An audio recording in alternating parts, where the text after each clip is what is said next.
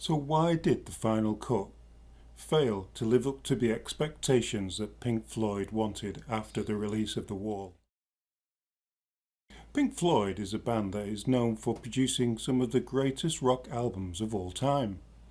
From the iconic Dark Side of the Moon to the epic Wall, their music has left an indelible mark on the world of rock music. But one album that often gets overlooked is the final cut. Released in 1983, it was the last album Pink Floyd made with their legendary bassist and vocalist Roger Waters, and is often referred to as their failed album. To understand why the final cut failed, we have to go back to the band's previous album, The Wall. Released in 1979, it was a monumental success both commercially and critically. The album told the story of a rock star named Pink, who builds a metaphorical wall around himself to protect himself from the world. The album was a masterpiece of storytelling and musical composition, and it catapulted Pink Floyd to the greater heights. But tensions were high within the band.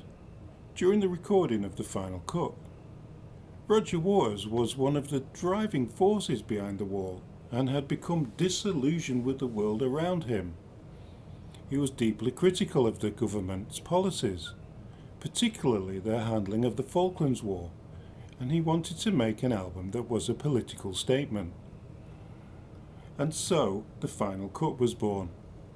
It was a deeply political album that dealt with themes of war, death and political corruption, but it was also an album that lacked the musical cohesion and vision of its predecessor, The Wall. It was essentially a collection of leftover tracks from The Wall sessions, with some new material added in. Critics and fans alike were divided over the album.